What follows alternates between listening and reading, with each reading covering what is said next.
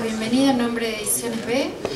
Presentamos Los Rabinos de Malvinas de Hernando Obrí y acompañan al autor esta noche Ricardo Rivas, Pablo Mendelevich y Andrew Bracanyul, que es además el prologuista de este libro.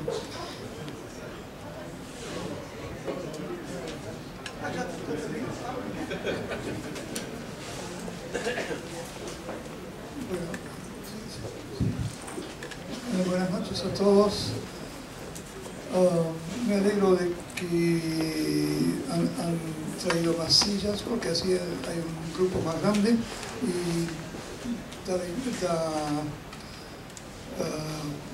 la bienvenida a este libro.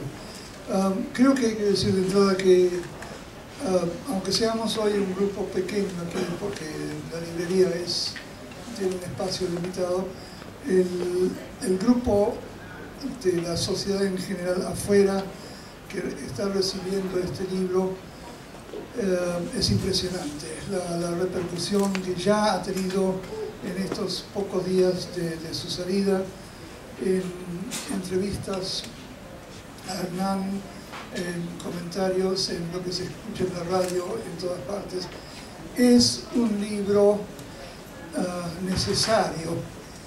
Hago, digamos, una referencia a Clarín de hoy, aunque algunos crean que Clarín miente, pero pido disculpas. Clarín de hoy tiene un brevísimo, un recuadrito ahí en la página donde está el presidente de Ecuador, creo, anunciando que propone apoyar la posición argentina en la próxima cumbre de países americanos. Pero ese recuadrito es más importante casi que el resto de la nota, porque dice que un grupo de organizaciones sociales propone a la Corte Suprema, con Adolfo Pérez Esquivel acompañando, pero propone a la Corte Suprema que se consideren las torturas a los soldados en Malvinas como crimen de lesa humanidad. Y vale la pena recortarlo y ponerle fecha y pegarlo dentro de este libro, porque viene tan al mismo tiempo que hace la importancia de este libro. Hernán cubre un pequeño grupo, un sector, una parte de nuestra comunidad, lo que sea. Pero la situación que se creó es mucho más amplia, y como buenos patriotas y argentinos que somos, hemos decidido que el pasado que no nos gusta hay que esconderlo en algún lugar conveniente y bien en el pasado. Esto lo hemos hecho con muchísimos elementos y factores, y ahora en este 30 aniversario del inicio o del desembarco argentino en Malvinas, es notable que hemos hecho, yo diría, casi lo imposible durante 30 años por ignorar a los veteranos, ignorar a los heridos, ignorar a los tullidos, ignorar a los torturados, a los suicidas, y hasta que llegó en escena Hernando Obrí hemos hecho lo imposible para ignorar o soslayar el hecho de que somos una sociedad profundamente antisemita y no queremos admitirlo, cosa que sería útil a esta altura de las cosas. Nos vamos acostumbrando a un montón de otros cambios en la sociedad, en divorcios, matrimonios, feminismos, etc. Tendríamos que poder mirarnos como los racistas que somos. Esta es la gran lección que nos transmite los rabinos de Malvinas. Claro, es lamentable o es accidental, pero o es de lamentar que los rabinos de Malvinas nunca llegaron a Malvinas. eso lo verán ustedes en el libro. Hubiera sido históricamente muy interesante saber qué hubiera pasado de llegar si hubieran llegado a las islas. Hablo con un pequeño conocimiento de causa, porque fui corresponsal del diario The Guardian de Londres en esos 3 meses de 1982, y también dio la casualidad que un pariente mío, pariente lejano, siendo repatriado en el Canberra al continente, se encuentra a bordo del Canberra un teniente inglés que se presenta al soldado argentino, y los dos tenían el mismo nombre y apellido. Entonces había un parentesco dentro de la familia, de los dos lados, de los dos bandos. Es decir, un anglo-argentino y un soldado argentino, anglo-argentino, y un teniente inglés del mismo nombre y apellido se encontraron a bordo de ese barco. Hubiera sido muy interesante, digamos, como curiosidad de periodista, claro, rápidamente, qué hubiera sucedido si sí hubieran llegado los rabinos a las islas, para saber cuál hubiera sido su relación, no solo con los soldados de diversos y distintos persuasiones e intereses, o de diferentes religiones, sino cómo se hubieran llevado ellos con la población local. Yo aventuro la idea, pero es pura hipótesis, pura adivinanza, o si se quiere entramos en el terreno de Rosendo Fraga, que quiere hacer la historia contrafáctica siempre, pero yo creo, o me gustaría creer, que las relaciones que se hubieran logrado a partir de ese posible encuentro hubieran cambiado el curso de la posguerra. Pero eso es para discutir, especular y dar vuelta. Lo importante de este libro es que reúne por primera vez 29 años después, cuando empezó a trabajar, pero reúne por primera vez un gran número de voces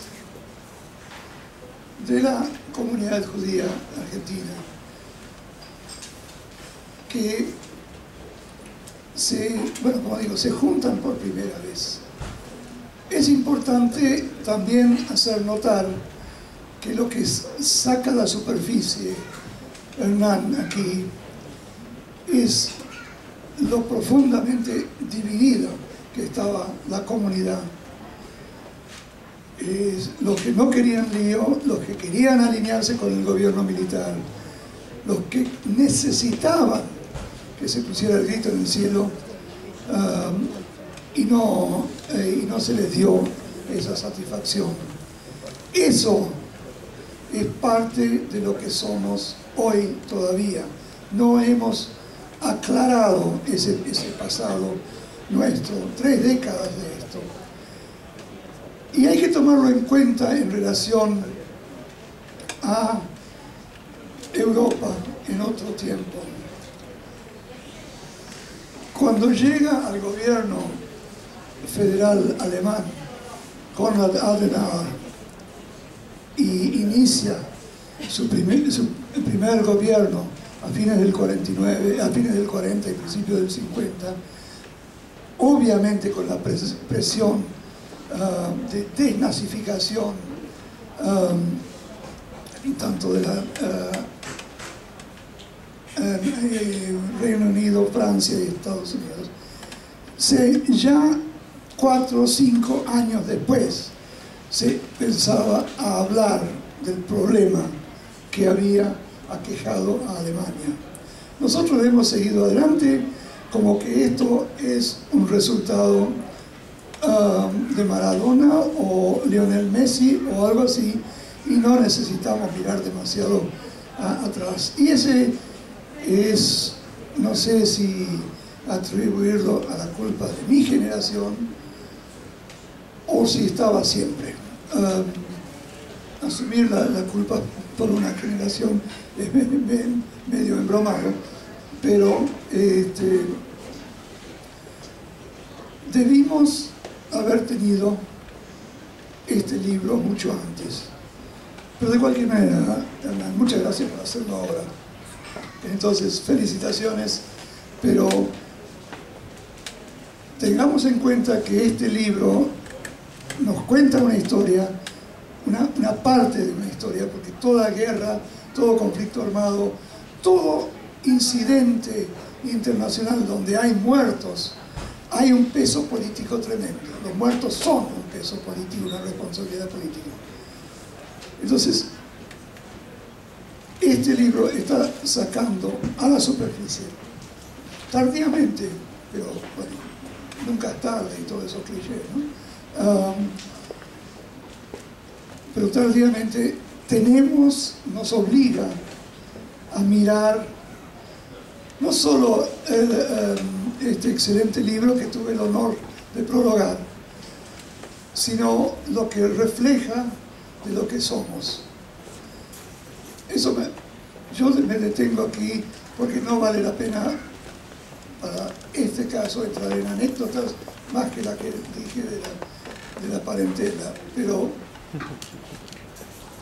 creo que es para que salga de la conversación en todo caso después. Pero es un libro que marca un momento en lo que vivimos en la Argentina contemporánea. Y esto lo enfatizo, lo repito, insisto, hay que mirarlo de esa forma. Estamos tratando a través de Hernán Dobry a mirar un pasado, no que solo ignorábamos, pero que no la queríamos conocer.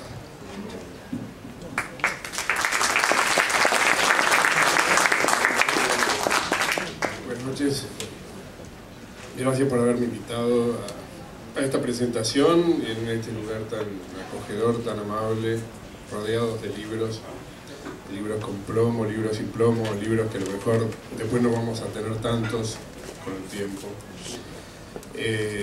Bueno, empiezo por el final. El libro es buenísimo, es muy bueno, y creo que solo un libro así puede salir solamente de la tenacidad de Hernán Dobry y del olfato de Rogelio García Lupo, para que desde la editorial vieron que acá había un tema. Me parece que acá la primera genialidad es haber visto que hay un tema. Eso creo que es lo mejor del libro. Haberse dado cuenta que detrás de la historia de estos 5 rabinos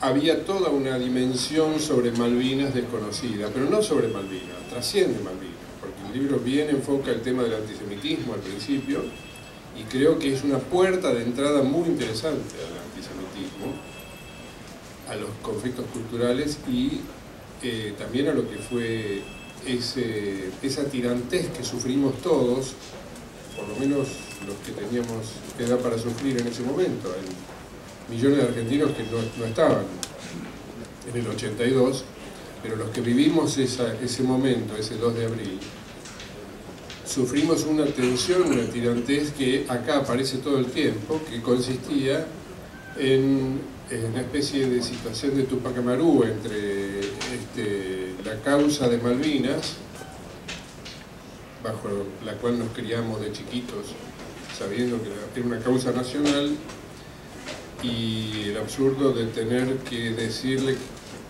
o apoyar de alguna forma a una dictadura que a todas luces estaba reflotando esta cuestión con propósitos de perduración, y que le salió muy mal porque hicieron todo mal. Yo creo que es muy interesante lo que hace Dobry con esto.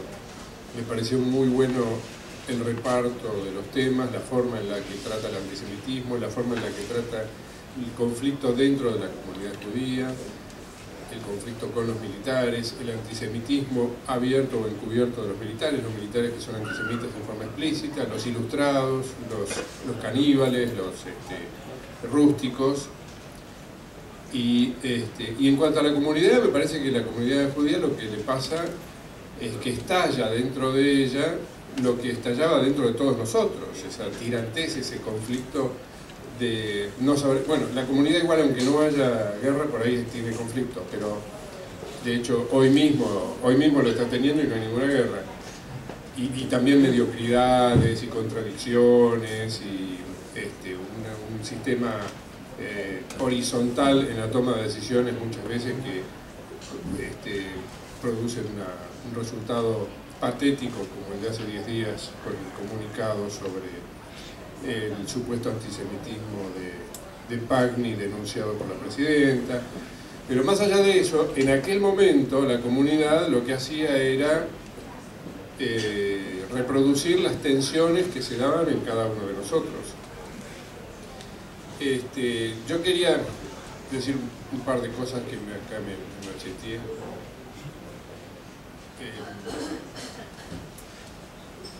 Respecto de la elección del tema, no es la primera vez que Dobry hace esto. Ya lo hizo con el libro anterior sobre las armas, la venta de armas de parte de Israel. Me parece que a esta altura Hernán es una especie de especialista en contradicciones trascendentes. Aquel libro fue la puesta en valor de una enorme contradicción que fue el papel de Israel como proveedor de armas durante Malvinas. Y nos pone ante una sorpresa, una novedad, que es el hecho de que esas Fuerzas Armadas hubieran consentido que 5 rabinos fueran al frente, a la Patagonia. Bueno, después no llegan a Malvinas, pero finalmente ejercen su tarea en la Patagonia, lo cual es absolutamente absurdo. Es absurdo porque dentro de las Fuerzas Armadas casi no hay judíos, y la razón, hasta el día de hoy, y la razón es que los militares son antisemitas, como dice Juan Aleman en 2 libros de Hernán, no en uno. En los 2 Juan Aleman dice que los militares argentinos son antisemitas. Cito a Aleman porque me parece delicioso que sea nada menos que la mano derecha de Martínez de Oz quien diga que los militares argentinos son antisemitas. Varias veces en el texto de Dobry se dice que la comunidad judía y el ejército compartían la confusión, no sabían cómo manejar el tema. ¿El tema cuál era? El tema era que históricamente existía el vicariato, ¿cómo se llama? El vicariato, no, el vicariato castrense, ¿no? Desde el año 1813, después institucionalizado por la Libertadora. Esto existía para el culto católico y no para ningún otro. Entonces, cuando la comunidad judía le plantea esto a los militares y los pone en una situación, en un aprieto. Después resulta que había un problema también de mercado, porque el problema de los militares no era solo el antisemitismo encubierto, también era el problema de que si consentían, esto lo explica bien Hernán, si consentían que los judíos tuvieran rabinos, tuvieran posibilidad de tener el equivalente judío al vicario castrense, ¿cómo se llama? Al capellán castrense, entonces esto abría la puerta a otros cultos, o sea, los evangélicos que le creaban un problema de mercado muy serio a la Iglesia Católica, porque ahí sí que iba a haber, ahí sí podían tener migración de fieles, no así con los judíos, ¿no?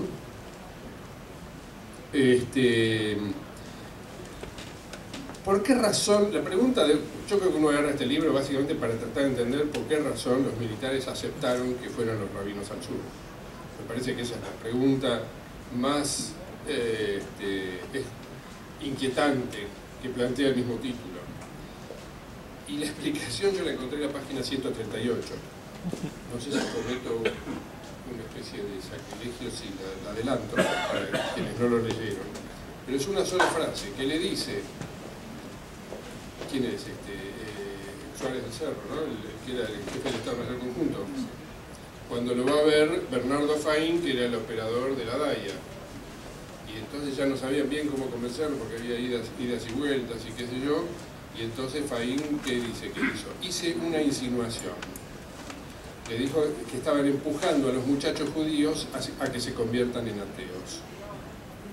Con ese argumento, las Fuerzas Armadas cedieron. Es decir, lo único peor que un judío era un judío ateo, o sea yo. Por eso me encontré en esa página.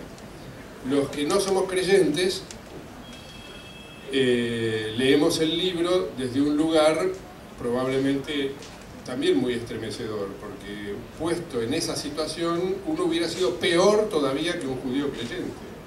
Para la mentalidad militar antisemita o de antisemitismo de distintos grados de explicitez, se puede decir. Gracias. El ser judío ya era bastante malo, ser judío. Pero ser judío ateo es algo que no les entra en la cabeza. ¿Cómo alguien puede reivindicarse como judío y no ser creyente? Eso sí que no les entra en la cabeza. Entonces ya ahí creo que era más complicado todavía. Por eso esa amenaza que hace el operador de la DAIA de decirle, guarda que los muchachos se van a hacer ateos, porque no tenían sostén espiritual. Me parece muy interesante ese punto, ¿no? Es como un punto de inflexión. Después, como pasa siempre, se hizo todo a lo argentino, es decir, se autorizó, terminaron autorizando y después pusieron 1000 trabas. Las trabas se combinaron con inconvenientes reales, ¿no? Al rabino que tenía que ir asignado a Malvinas, tenía que ir en un avión de la Cruz Roja y el avión ese nunca pudo despegar, no lo pudieron llevar en ese avión. Entonces, una mezcla de, como pasa siempre, que hay en todas las cosas, en tantas cosas en Argentina, hay una mezcla de boicot por razones políticas, acá serían razones racistas y demás, con inoperancia, con dificultades, con tropiezos. Nunca se sabe en qué porcentaje, ¿no? Acá mismo también es muy difícil establecer, creo que a Hernán le cuesta establecer. Bueno, en definitiva, ¿por qué razón ningún rabino pisó las Malvinas? Y es difícil saberlo, hubo una mezcla de todo, pero es obvio que pesó el antisemitismo encubierto y que también pesó el estilo ese. Bueno, y cierro con una reflexión sobre el ahora, pero no solo con Malvinas. Ustedes se dieron cuenta que estamos en temporada traumática. Esta es la temporada más traumática del año para la Argentina, porque estamos entre el 24 de marzo y el 2 de abril, ¿no? Que son dos feriados ridículos a los que un poco nos hemos acostumbrado. Ridículos digo porque los dos homenajean los comienzos de los dos mayores traumas de la Argentina contemporánea. Los comienzos, es decir, la piedra fundacional de los traumas, cuando en realidad con el 2 de abril no sé qué feriado se podría poner, ya se probó con el 10 de junio, Día de Reafirmación, ahora parece ser que se quiere probar con otro, pero con el 24 de marzo lo lógico sería que el feriado fuera el 10 de diciembre, no el 24 de marzo, para que haya memoria, exactamente, pero con un feriado que honre el final de la dictadura, no el comienzo, no la fundación. Pero bueno, más allá de eso, ahora estamos en esa temporada que va donde todo se inunda con la memoria por las bestialidades que hicieron los militares con la represión ilegal y las bestialidades que hicieron los militares con la guerra. En cualquier caso, manejaron todo mal, hicieron todo mal y estamos pagando las consecuencias y las seguimos pagando durante muchas décadas más, ¿no? Entonces me parece que en ese contexto afloran un montón de traumas guardados. Es como un poco una sociedad, es como una persona, ¿no? Que va a terapia y cuando va a terapia le empieza a salir toda la mierda y muchos se divorcian cuando van a terapia, entonces el cónyuge acusa al terapeuta. En realidad no, es que es la situación de haber puesto su alma al desnudo, al descubierto. Y ahora un poco nos está pasando lo mismo, entre otras cosas porque los 30 años no son un tiempo casual, son un tiempo que suficiente como para que la crónica se convierta en historia. Y me parece que en ese contexto el tema del antisemitismo está brotando como nunca antes. No el antisemitismo, sino el hablar del antisemitismo, el plantearlo sobre la mesa y ponerlo sobre la mesa. Creo que como lo hace Hernán, es como hay que hacerlo, con esta investigación sesuda, profunda, llena de información, llena de datos, con conocimiento de causa, casi sin opinión, ¿no? Esto es la forma correcta de hacerla. Y la forma incorrecta de hacerla es como lo hace la Presidenta de la Nación al acusar de nazi, de antisemita, alegremente a dos periodistas por artículos que no le gustaron en los diarios. Creo que eso es una banalización del problema del antisemitismo y que le hace muy mal a la causa de mitigar o enfrentar el antisemitismo. Lo banaliza, lo ridiculiza, lo convierte en un simple instrumento para enfrentar a un adversario político. Y en ese sentido, a mí me gusta que Hernán me cuide las espaldas en cuanto a sus denuncias sobre cómo era la entretela del antisemitismo en las Fuerzas Armadas. Pero le agradecería a la Presidenta que no me las cuide más. Muchas gracias.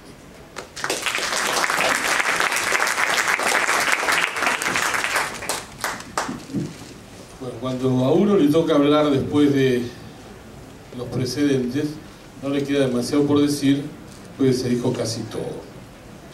El libro de Hernán, recién se lo contaba Pajarito, a García Lupo, un prócer del periodismo. Lo seguí desde el vamos.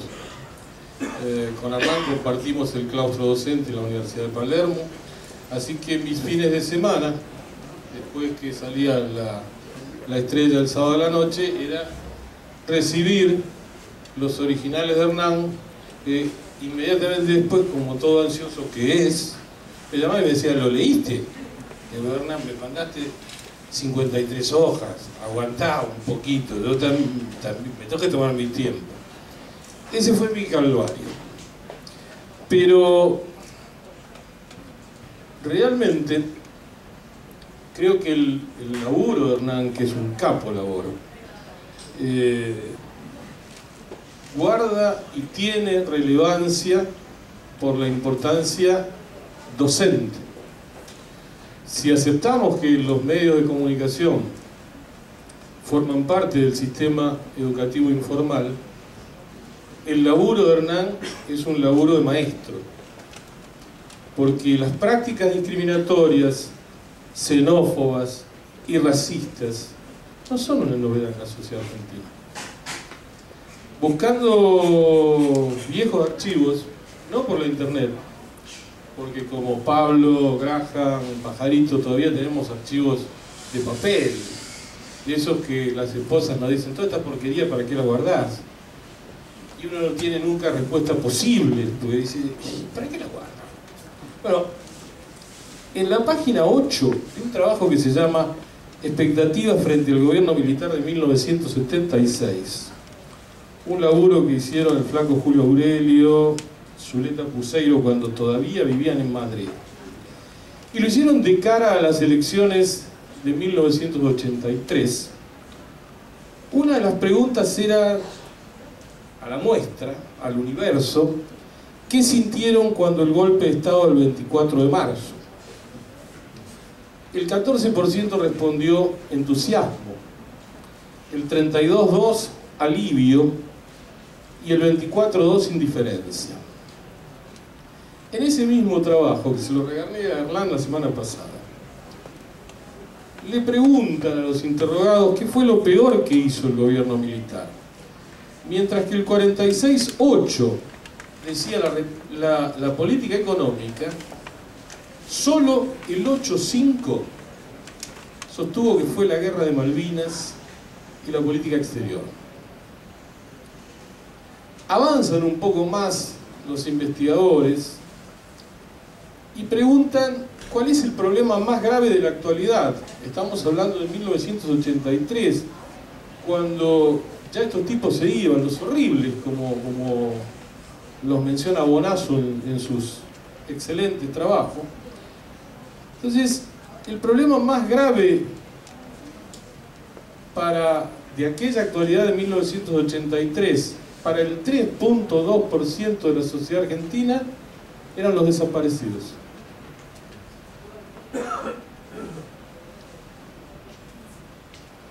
En aquella pesquisa se preguntaba, tratando de establecer la existencia de una crisis de valores sociales centrales, y las respuestas del 48.4 destaca que como valores tienen relevancia como valores democráticos la democracia, la libertad, la justicia, el respeto a la ley, la tolerancia. Y justamente cuando se habla de tolerancia en sí misma, las respuestas de los consultados que decían sí, la tolerancia es un valor, era el 0,7%. Y la solidaridad del 0,8%. Digamos que esto, con la investigación que hace Hernán, nos pega un sartenazo fuerte en la mollerista, como decían las abuelas. En noviembre de 2010, junto con un amigo que está allí, Alejandro Melinkovsky, estábamos en Franja de Gaza, ¿te acuerdas? Y nos recibe un coronel del Ejército de Defensa de Israel. Era un desayuno fenomenal. Y éramos 22 argentinos, 22, 23, por ahí, más o menos. Actores políticos, actores sociales, actores empresarios, un periodista. Y este señor, este coronel, dice que recuerda con alegría la Argentina, porque en 1978 era el hijo del cónsul de Israel en Buenos Aires, y eran años felices para la Argentina por el éxito del Mundial de Fútbol. Adrián Pérez, que estaba a mi lado, me pateaba y me decía, pará, porque me enojé. Y dije, mire, coronel, tal vez usted porque era chico, pero había jóvenes judíos que estaban en la mazmorra de la dictadura. Y esto es lo que encuentra Hernán en este capo laboro que nos regala. En ese viaje fenomenal, cuando recorro Monterns, el cementerio militar, ayudado por un guía estupendo, un rosarino que se fue muchos años atrás a Israel, le pregunto por las placas que había en cada tumba de soldados. Y llegó un momento que no pude seguir contando porque ya perdía la cuenta de la cantidad de soldados argentinos que habían muerto desde las guerras de la independencia en Israel. Entonces, cuando Hernán me acercaba estos materiales, no podía menos que generarme sucesivas reflexiones, me generaba contradicciones, incomprensiones, que en un primer momento uno las adjudica a la incompletud que tiene el conocimiento de cada uno de nosotros, no podemos saber todo.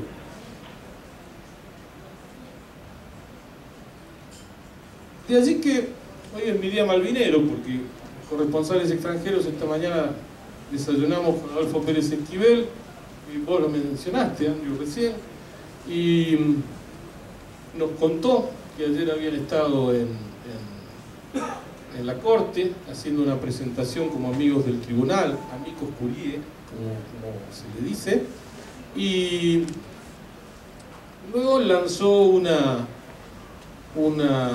campaña global firmada por 6 premios Nobel de 4 continentes para pedirle al señor Cameron que dialogue con la Argentina. Pero inmediatamente empezamos, el tema Malvinas quedó en ese contexto de esa campaña internacional, quedó a un lado y el diálogo se fue sobre las torturas a los soldados. Y salió también el libro de Hernán, que como se comentó aquí, es uno de los libros más requeridos antes de que lo empezáramos a presentar. De así que me parece que este trabajo tan puntual, con 133 entrevistas, 133 entrevistas, no es poca cosa, con charlas con 5 rabinos de Malvinas que nunca vieron Malvinas, que nunca pudieron llegar a Malvinas porque ese avión de la Cruz Roja parecía una historia fenomenal de Dostoyevsky, o tal vez se parecía un poco a esa novela maravillosa del desierto de los tártaros, que los tártaros no llegan jamás, ese avión tampoco. O esas amenazas de ese coronel que decía, mire, de cada 2 aviones que van, uno lo bajan. Y uno puede tener una vocación rabínica fenomenal.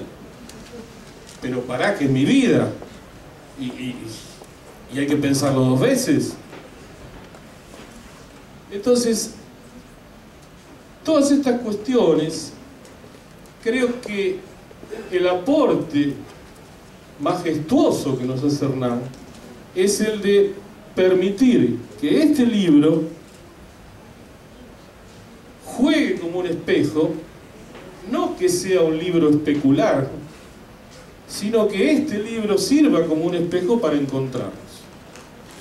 Porque estos tipos que vamos a ver acá no son esos tipos que se recibieron de malos, de torturadores, de rayados. Hannah Arendt, amigo mío, lo explicó fenomenalmente con la banalidad del mal. Estos tipos eran nuestros vecinos. Estos tipos tal vez compraban en la misma panadería, en la misma carnicería, o les gustaba la misma mina que a nosotros. O al mismo tiempo. Hernán nos hace un aporte docente. Si ustedes me preguntan cómo voy a cerrar esta conversación, es diciéndole que no se pierdan esto. Y después les paso el teléfono de Hernán, para que aquel que se quede con más ganas, que sufra como a mí me pasaba los sábados y domingos, y lo llame y le diga, Hernán, no te puedo creer esto. Gracias.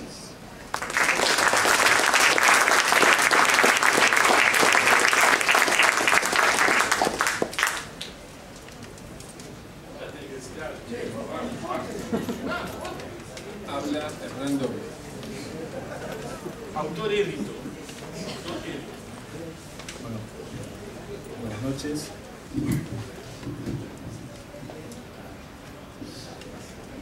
Bueno, gracias por haber venido y gracias a los 3 por presentar el libro y por lo que dijeron.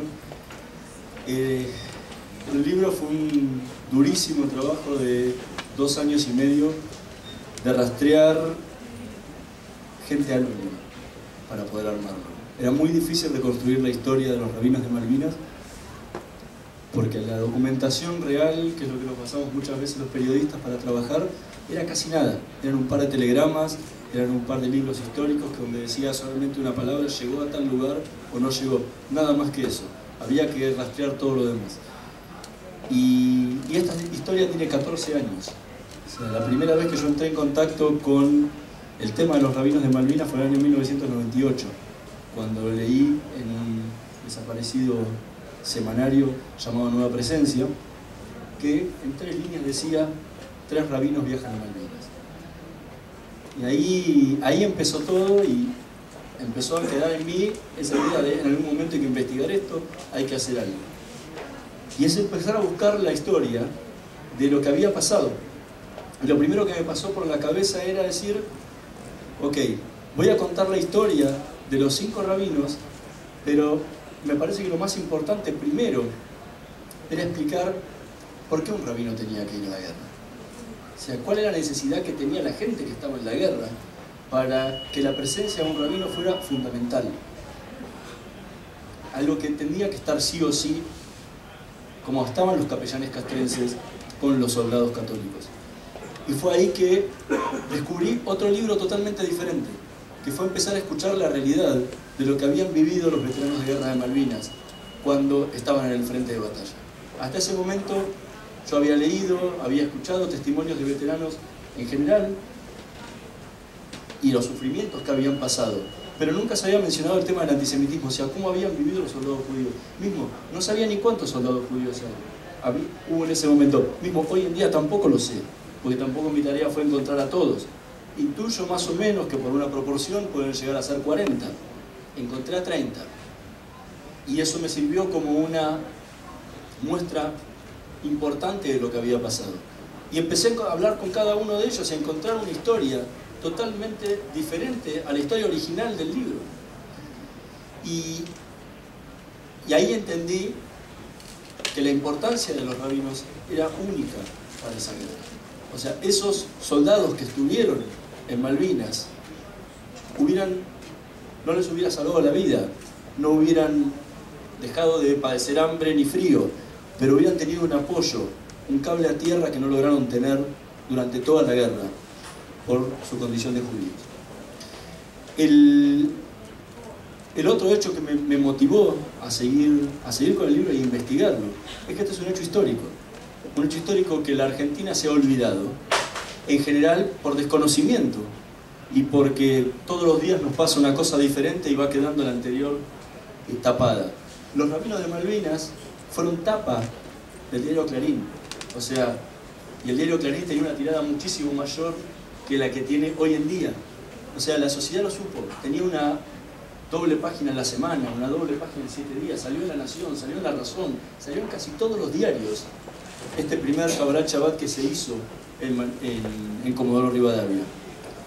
Y lo importante de este hecho es que marcó un antes, marcó un hito en la historia argentina, que es la única vez en la historia del país que un religioso de otra fe que no sea la católica tuvo la posibilidad de ingresar en las Fuerzas Armadas y prestar la asistencia espiritual a la gente de su propio credo. En este caso el honor lo tuvieron los rabinos, pero realmente debería haber sido para todas las fes que conforman este país.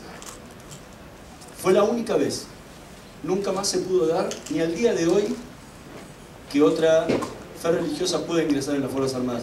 Y eso creo que hace más importante el mensaje del libro.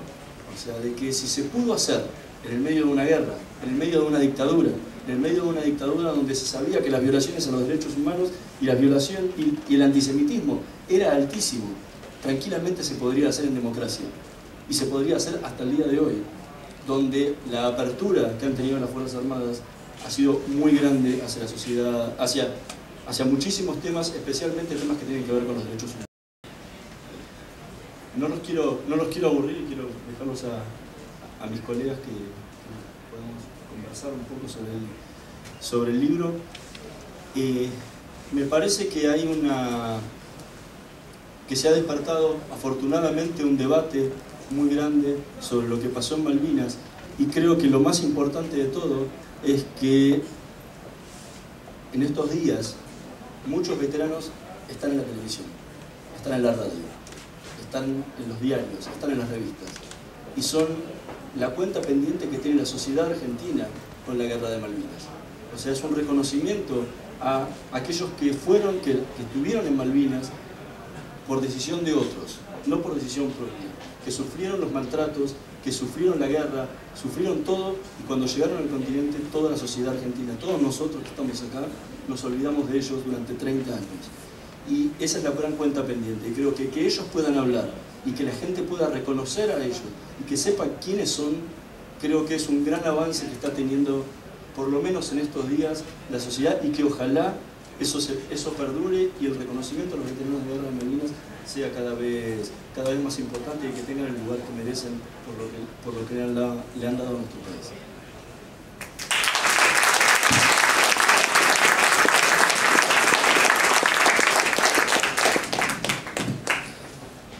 Sí, quería decir tres pequeñas cosas. Una sobre lo último que dijo Hernán, que es la digestión de la guerra de Malvinas por la sociedad. Y yo no estoy tan seguro de celebrar la aparición de los veteranos, en el sentido de que no es la primera vez que aparecen los veteranos, aparecen cada vez que nos acercamos a esta fecha, lo que no significa que encuentren un lugar. Y más aún, ahora tenemos internas de veteranos que antes no teníamos, gobierno que reprime, el gobierno que no reprime a nadie, pero a los veteranos que no fueron al teatro de operaciones los reprimen, en fin, tenemos una serie de situaciones que están demostrando que las Malvinas, todo Malvinas sigue siendo un jarrón chino, que no sabemos dónde ponerlo. Y esto sigue siendo así, no hay forma de encontrar un consenso sobre qué hacer con eso, que fue tan traumático, que fue una serie de traumas cruzados y que tuvo situaciones beneficiosas que no estaban en las cuentas, como por ejemplo la democracia. Todos sabemos que hoy estamos en democracia, o mejor dicho, en el 83, el proceso desembocó en la democracia gracias a la derrota de Malvinas, y si no, Dios nos guarde. Entonces, es muy complejo todo eso. Sí.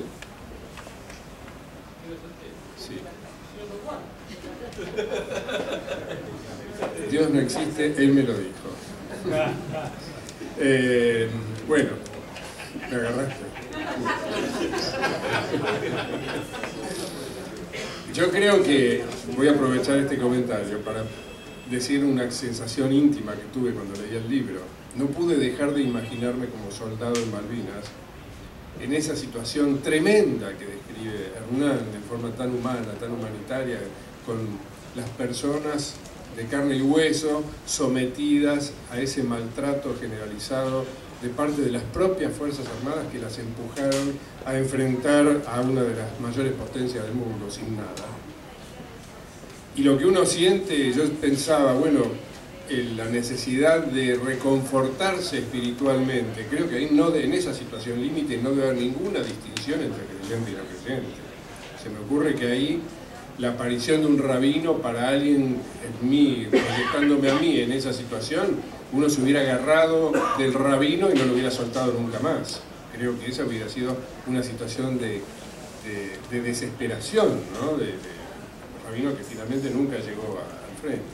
Bueno, lo otro que quería decir es que estamos todo el tiempo pivoteando sobre un tema muy delicado, que es el tema de, ¿cuántos fueron? 40 judíos, ¿no? Más o menos 40, 45, un número muy chico con relación a los soldados movilizados, el de los judíos, ¿no? Entonces, y la asistencia espiritual de 5 rabinos para 40 personas, es decir, alguien podrá decir desde afuera, ¿de qué están hablando? Están hablando del maltrato a los judíos en Malvinas. Y si fueron maltratados todos los soldados, todos fueron maltratados, como bien lo cuenta Hernán.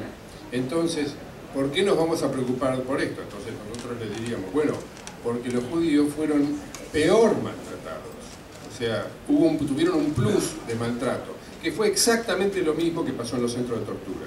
Igual, en el tema de derechos humanos fue idéntico, ¿no? Todos eran torturados, pero los judíos un poco más. Entonces alguien nos podría decir, bueno, está bien, pero en el contexto general, ¿es tan importante esa diferencia? Porque fue todo tan grave, fue todo tan tremendo. Y yo creo que esa diferencia es importante siempre y cuando se la enfoque como enfocó Hernán el problema, que es utilizando este tema para entender el antisemitismo, el racismo, las persecuciones, la intolerancia, las dificultades culturales. Ahí tiene sentido. Ahí es donde adquiere sentido. Si fuera solamente el problema de una minoría que fue un poquito peor tratada que todos, que fueron tratados pésimamente desde el momento que los mandaron a los soldados sin abrigo, a un lugar donde había 15 bajo cero, me parece que ahí podríamos estar en una zona complicada. Que, si me permiten, me viene a la mente otra situación complicada, que es la de los desaparecidos. No voy al tema de los 10.000 o 30.000, digamos que está bien, o sea, es una estimación, 30.000 desaparecidos, esta discusión sobre si fueron los que figuran en la CONADEP, que son alrededor de 8.000 o 30.000, pues convengamos, está bien, son 30.000 con los estimados, fenómeno. Ahora, lo que es inaceptable es que se haya institucionalizado la idea de que los desaparecidos eran todos de izquierda, todos luchadores sociales, o todos peronistas, o esencialmente peronistas, luchadores, idealistas, jóvenes idealistas. Esto es falso. Y es muy descortés con una minoría que no solo no era combatiente, sino que era de derecha. Hay desaparecidos de derecha. Hay gente de Videla desaparecida, gente de Macera desaparecida, porque se chupaban entre ellos, se secuestraban entre ellos. Entonces, cuando uno dice los tratamientos, podríamos aplicar esta misma lógica diciendo, bueno, sí, pero son muy pocos. Y sí, pero entonces nos van a decir a nosotros que los judíos eran muy pocos. Eran solo 40, nos estamos preocupando por la asistencia espiritual de 40 judíos, ¿para eso hacemos un libro? Sí, sí, por lo que eso importa desde el punto de vista simbólico, no por esas personas solamente. Me parece terrible, por ejemplo, con Hidalgo Solá, embajador de Videla en Venezuela, o con Sajón, secretario de Información Pública de Lanuse, que eran personas de carne y hueso, con los mismos derechos que los guerrilleros, que los idealistas, que los peronistas, que lo que fuere. El problema es humanitario, los derechos humanos son derechos humanos, es un tema humanitario, y acá es lo mismo. No es un problema de que sean judíos y porque son judíos es peor el tema. Es peor porque es racista, porque es un problema de racismo. Y ese racismo se podría haber dado con personas de otros credos y sería igual de grave.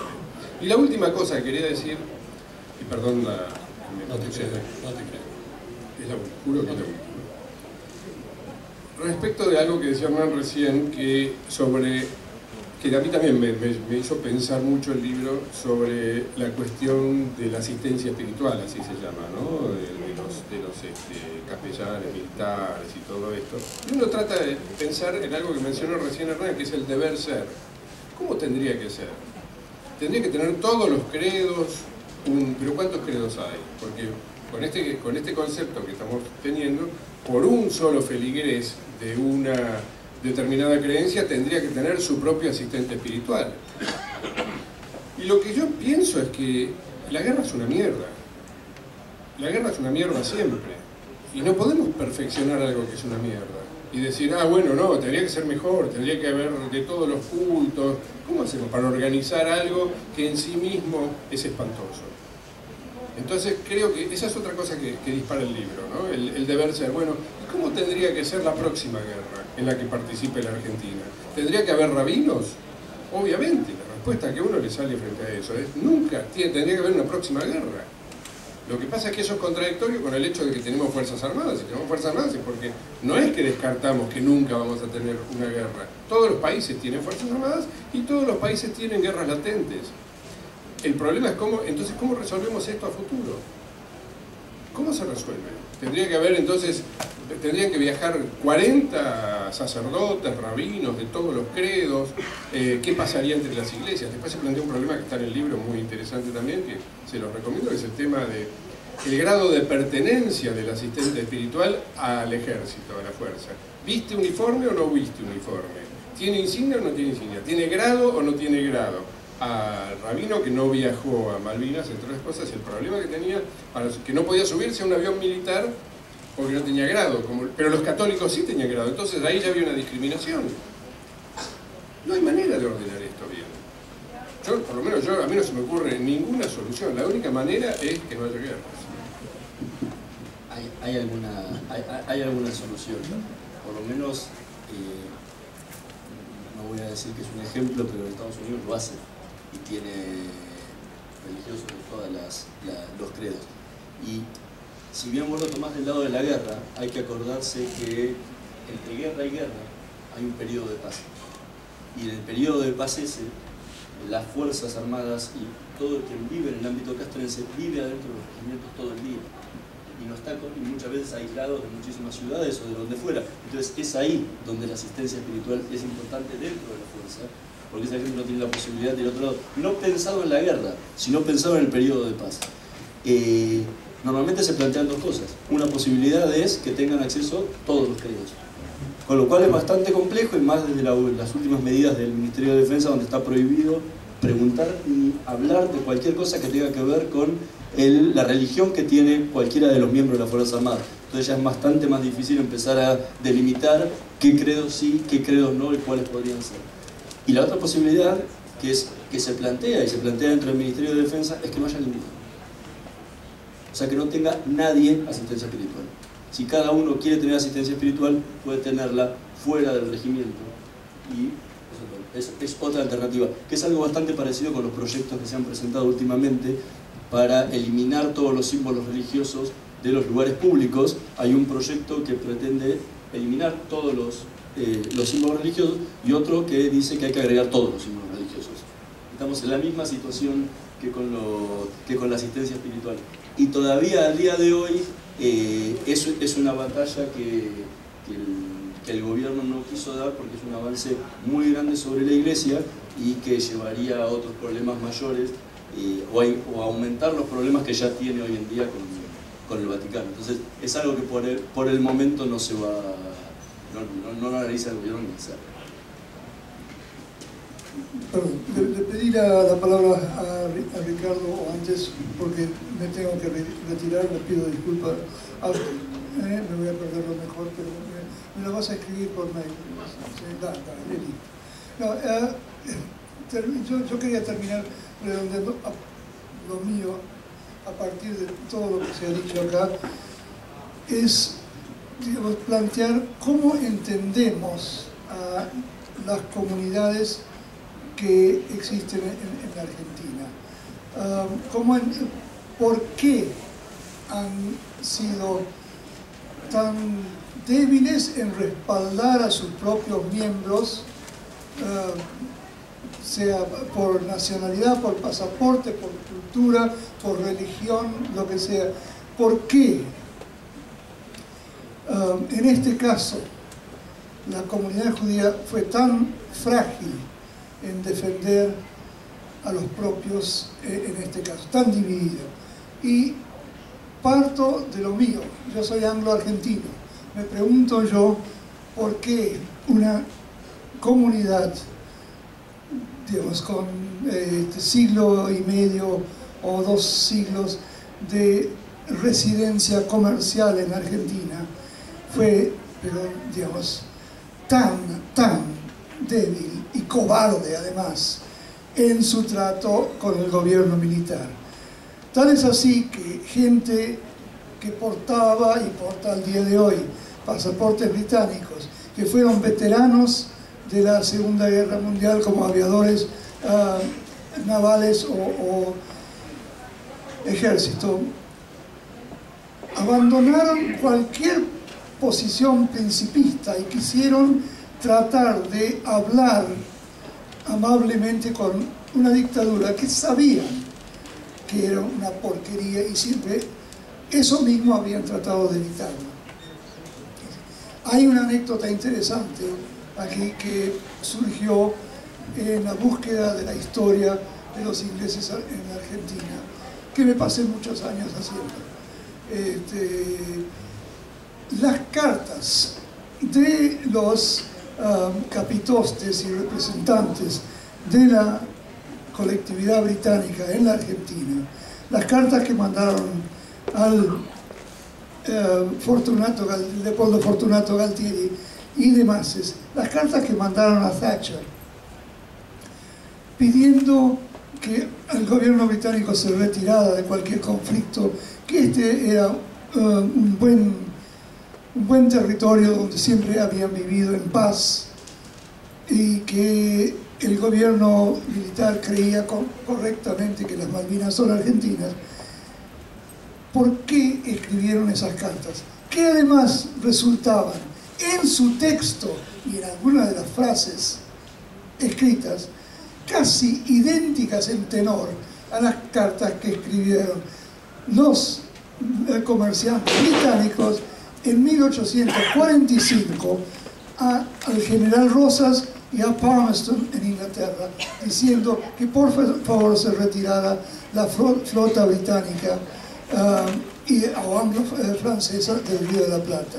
Significaba, para mí por lo menos, que desde 1845 hasta 1982, la colectividad de la cual soy parte desde que mi bisabuelo llegó acá en 1863, no había aprendido nada, directamente nada, no había aprendido a ejercer presión, a realmente representar los principios que decía tener y dividirse digamos, como más o menos como cortar lechuga, ¿no? Es decir, por todas partes. Y no tengo solución a eso. ¿Por qué estas comunidades realmente tan comercialmente tan fuertes han sido energúmenos políticos? Incluyo la mía. Termino ahí. Muchas gracias. Me quedé con la pregunta.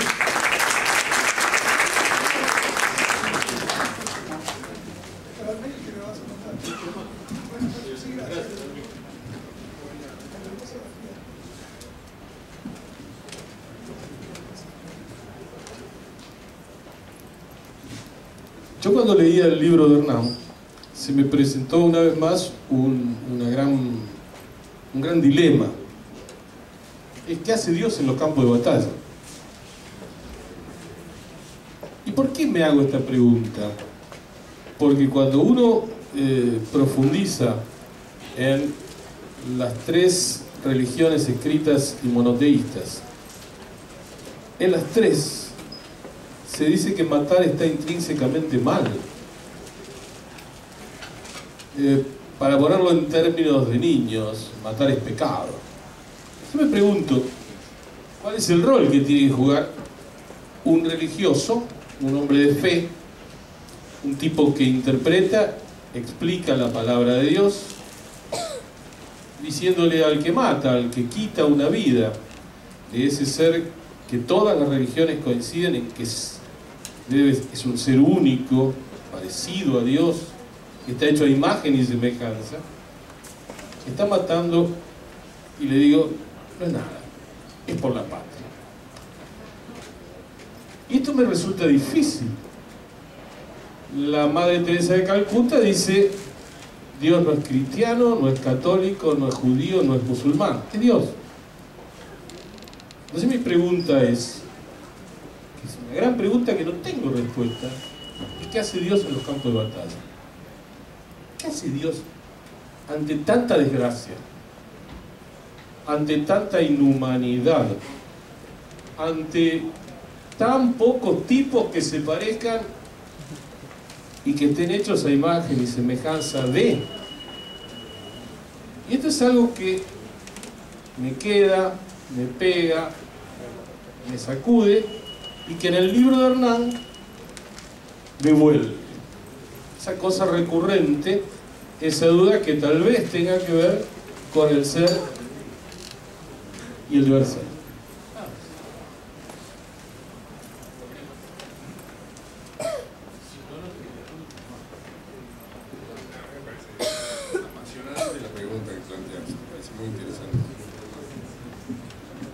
Pero creo también, al leer el libro uno entiende que en esa situación límite lo que más uno debe necesitar es un rabino. Es una situación tan extrema, vos lo estás planteando en la totalidad del absurdo de la guerra. Y plantea otro absurdo. Para los que no creen, ¿qué llevamos? ¿Un capellán psicólogo? A ver, ¿llevamos un capellán psicólogo? Sí, para que me contenga. Alguno me contiene desde la fe, alguno me contiene desde la fe del judaísmo, otro me contiene desde la fe del catolicismo, otro me contendrá desde la fe musulmana. Y para mi querido amigo Pablo, ¿qué se lleva? ¿Se lleva Villafroy con él? Hay una respuesta para Vamos. eso. No creo. Y eso lo han planteado religiosos de diferentes credos en las diferentes guerras, y es algo que se ha visto muchísimo. Y es que muchísimas veces en las situaciones de guerra, las situaciones traumáticas de guerra, hasta el menos creyente, hasta el que no cree en Dios, empieza a pedirle a Dios, porque en una guerra que es tan irracional, donde uno no sabe dónde va a caer la bomba y dónde va a morir quién en cada momento, la única esperanza que puede tener el soldado es que te salve Dios. Entonces, desde los menos creyentes de todos, cada vez que yo le preguntaba eso, yo le preguntaba, ¿rezabas? ¿Qué hacías? ¿Cuál era tu cable a tierra cuando estabas solo? Y muchísimos, y la gran mayoría, y que no son creyentes, que no profesan la religión ni judía ni católica, me decían, en ese momento le pedía a Dios, porque era la única era el único que le podía pedir un día más, estar el día más y poder seguir al día siguiente. Me contó alguna vez Elvio Poroto Botana, y lo tiene en su libro Memorias, que cuando su papá tuvo, don Natalio, el fundador de Crítica, tuvo un accidente automovilístico en la provincia de Salta, donde finalmente muere, don Natalio era ateo. Y después de varios días de agonía, en uno de los momentos que recupera la lucidez, le dice a Poroto, anda a buscar al obispo. Y Poroto dice, pero papito, sos materialista, sos ateo. Dice, sí, pero creo que es el final, y si llega a ser cierto, esto está escrito. Sí, es el único magnate que se mata en un accidente con un Rolls Royce, por lo tanto.